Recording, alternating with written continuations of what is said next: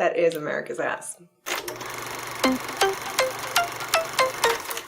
Hey guys, how's it going? And welcome back. Today we're going to talk about the movie that everyone has been waiting for a whole year. Yes, it is Avengers Endgame. Was it worth it? Was it everything we were hoping for?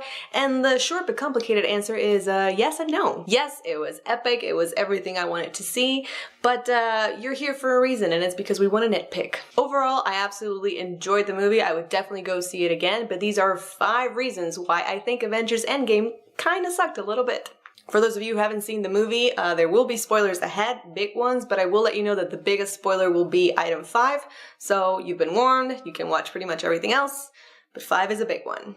So let's not dilly-dally anymore, let's start with the very first item, number 1. What was even the point of Captain Marvel? No, seriously, I need someone to tell me what was the point of all of this. So Avengers Infinity War has a post-credits scene, and it's Nick Fury reaching for this beeper that is calling for Captain Marvel. It's a huge deal. It's the last image we'll see in about a year after this catastrophe happens. So in your mind, you're like, okay, this is gonna tie in, this is gonna be super important, let's just wait and see. And then sometime before Endgame this year, Captain Marvel premieres. So it does make you think that it has to tie with the story, it's gonna be very important, and they make a huge fuss about how it's going to be a key element to destroying Thanos to the end of Avengers. At the end of Captain Marvel, the end credit scene, she meets the Avengers. At the beginning of Endgame, she's there. It seems super important, and then it's not. I'm serious, it's really not. It was just kind of disappointing, you know, she doesn't integrate for a long time with the Avengers. She kind of does like everything perfectly, like there's no flaw to this character, which makes her kind of like a bit unlikable. And the Avengers have gone through so much, we've seen such a huge arc for almost every character, so suddenly she's showing up and not having much to do just felt a little bit out of place. And then for a huge chunk of the movie she's not there, and then almost to the end she shows up and does the same thing she did at the end of her movie with a spaceship, and it's just a little bit sort of like, I've already seen this, like I knew this was gonna happen, but I thought at least, that she was gonna have a major role in destroying Thanos. And nope. The second thing that kind of sucked about Endgame to me was the humor. Now, Marvel is very well known for their humor, for placing awkward jokes in moments that are full of tension or drama, so much so that it's kind of bled out into other movies, to Disney, to Star Wars. It's sort of like a Marvel phenomenon. And I don't want this whole movie to be dark and depressing, but sometimes their jokes, or the types of jokes that they decided to add, felt kind of like weird, and the tone was jarring. As you can imagine, the first hour of Avengers, the tone is very dark and depressive because they have gone through immense trauma. They have lost this war against this villain, they have lost so many friends, and they're trying to cope, they're trying to see if there's something they can do, they just can't move on. And I think Marvel did a great job making most of these characters feel like they were fully dimensional. You can understand their pain, and you can understand how each one coped with the grief differently.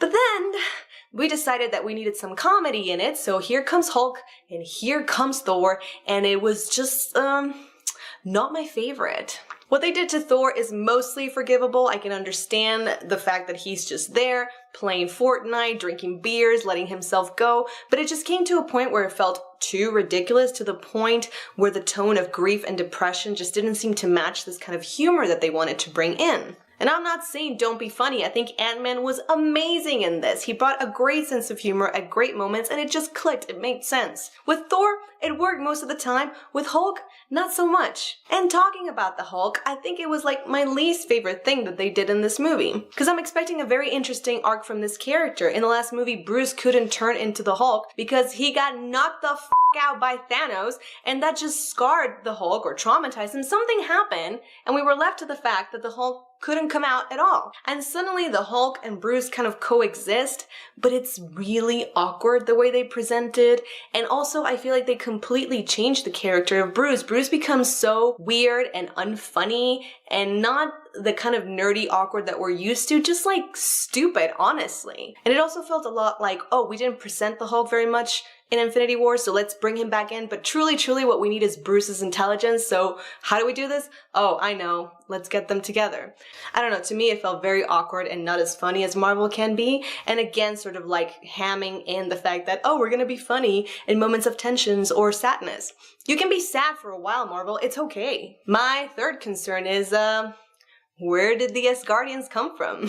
No, seriously, at what point do we know that anybody from Asgard survived. So when we're trying to look for Thor to bring him into this new plan, there is a new town called New Asgard, and it makes you believe that some people actually survived when Thanos showed up and, as we believe, annihilated everybody. So at the end of Thor Ragnarok, Thor collects pretty much everyone that survived from Asgard and takes them to find a new home. And then the post-credit scene is Thanos' ships arrive, and that's how we leave it. We know something bad's gonna happen. And then the immediate beginning of Infinity Wars is the voiceover of someone calling for help, saying that there's only Asgardian families, they don't have soldiers in there, and then the next actual scene is a lot of dead bodies inside the ship, which leads everyone to believe correctly that everyone died, right? But no, there are survivors and no one really told us about it. Supposedly in an interview, the Russo brothers said that prior to this scene, some people had escaped in escape pods or escape ships, and that's why you don't see them or don't know what happened to them. But no, you can't just do something off screen, not mention it at all, and then suddenly in an interview be like, oh yeah,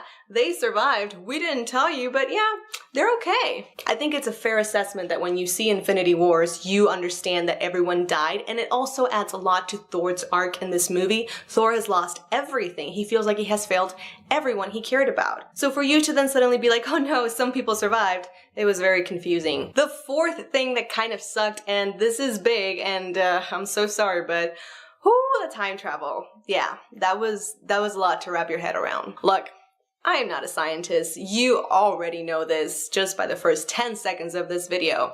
And I'm definitely not a connoisseur in time travel. And there's always going to be a hole in the theory of time travel in any movie that you provide. But you literally cannot say in your movie that Back to the Future is bull. And that's your explanation for all the mistakes you're making. So Endgame doesn't really spend a lot of time trying to explain time travel in this movie. They have a few scenes here and there where they do explain that just because you go back to the past doesn't mean you can change the future, because basically your present self is going to the past, but that would be your future. And so how could you change that if it's the future? There's a lot of stuff. But the main thing that they wanted you to laugh at and believe is that time travel is the way it has been explained in other movies that you've seen. So they try to make this funny, but it just brings up a lot of questions when they alter so many different timelines. The point is they go back to collect the stones, come back with them, and then they put them back in the past again. And yeah. And I'm not trying to pick it apart because I definitely don't know enough about it, but there is one thing that really upset me about the entire thing, and that is what they do with Nebula.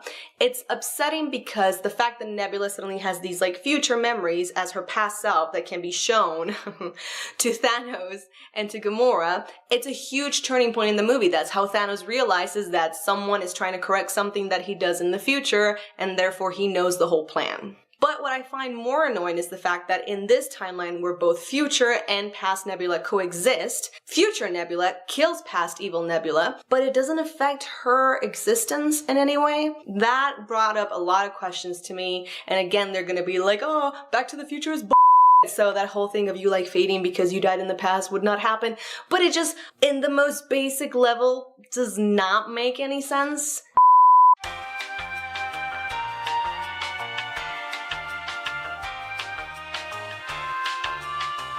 And I don't know, I just found that upsetting among a lot of other things about the timelines that they created by doing all these things. Not to mention Captain America's ending. Let's just leave it at that because that is America's ass, and I will forgive anything when it comes to that. Now the final big thing, again, spoiler, that I really kind of hated about this movie is the fact that Tony Stark died. And honestly, it doesn't bother me so much that he died. I think in terms of narrative and in the arc that they have done in the long run, it makes a lot of sense that this main character, this main Avenger, should die. I think it's a huge sacrifice. I think we have sort of been foreshadowing Tony's death for quite a while, and it just made the character feel very complete in his mission, and while sad, it's understandable and it makes sense. What doesn't make sense, however, is the fact that he was the one that had to die in the way that he died. So the reason Tony dies is because he puts on the glove with all of the stones and he does this, and it's just his body can't take it and he dies. Makes perfect sense. However, before all of this, there's discussion about who should actually do it and who's stronger, who could probably survive it. Now, Hulk does it first, and he's super injured, but there are other options and other characters that could probably take it. Like Captain Marvel. She's supposed to be so all-powerful. At one point, Thanos can't even hit her, and she can't do the thingy, like really? Not to mention that Thor is around, and we kind of want to make a joke that Thor can't do it because his insides are full of cheese whiz or something, but it's not a good reason enough. He is a god. I mean, if anybody should be able to do it, even in a drunken state, it should be Thor. What about Peter Quill? Isn't Peter like part god, part something? Didn't Peter like touch one of the stones and did not die? Like, there are so many other options other than Tony that would have made a lot more sense. But because the movie wants to end this with a sad note and wants to give this character sort of an honorable, heroic moment, this is how he goes. Which is fine, I can understand it, it's heartfelt, it was sad, it makes the ending bittersweet, but also like very fulfilling. But I'm just saying, in terms of strategy and plan and actually these characters deciding what to do, it just didn't make much sense. And the sixth and unofficial reason why this movie kind of sucked is because, they made me like Hawkeye. He felt well-rounded and important, and I was rooting for him, and I can never forgive Marvel for that, so fuck you, Marvel. So guys, those are the 5 reasons why I think the movie kind of sucked. Let me know if there was something in this movie that made you go, eh. Just let me know in the comment section down below if you have any questions about the movie, if there was something that didn't feel quite right. But we overall just forgave because that damn battle scene was amazing. Thank you so much for watching this video. Don't forget to give it a like if you really liked it, and subscribe if you loved it, and share with your friends as well. Don't forget you can also find me on Facebook, Twitter, and Instagram if you look for a Cine Club channel. And that would be all for today. Thank you so much for watching, and I will see you on our next movie date. Bye!